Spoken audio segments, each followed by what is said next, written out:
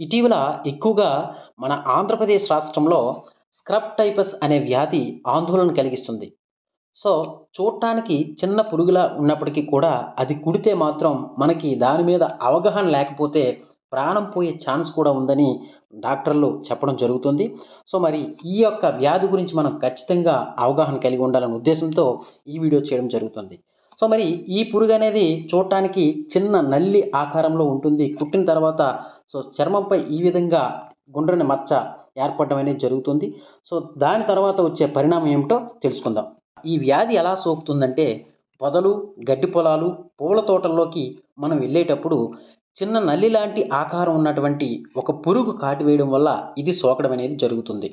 సాధారణంగా మనకి ఈ పురుగు కరిచిన 6-21 రోజుల మధ్య మనకి ఇటువంటి లక్షణాలు కనిపించడం అనేది జరుగుతుంది.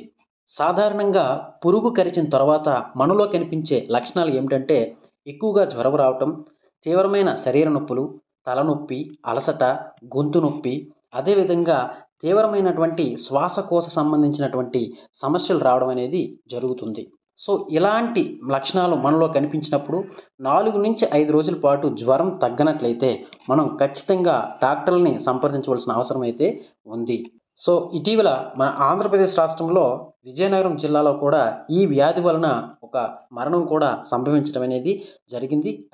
మన ఆంధ్రప్రదేశ్ రాష్ట్రంలో చాలా జిల్లాలలో ఈ స్క్రబ్ టైపస్ వ్యాధి బారిన పడి చాలా కేసులు నమోదవడం అనేది జరుగుతుంది.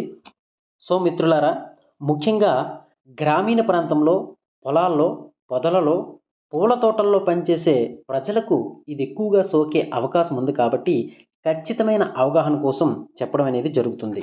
ఖచ్చితమైన అవగాహన కలిగి ఉండి సరైన జాగ్రత్తలు తీసుకుంటే ఇది పెద్ద ప్రమాదకరమైన విషయమేమీ కాదని చెప్పడం కోసం, అవగాహన కల్పించడం కోసం ఈ వీడియోను చేయడం జరిగింది. సో, మీ మిత్రులకు, మీ శ్రేయోభిలాషులకు కూడా ఈ సందేశాన్ని అందించి అవగాహన కల్పించవలసిందిగా కోరుకుంటున్నాను. Thank you.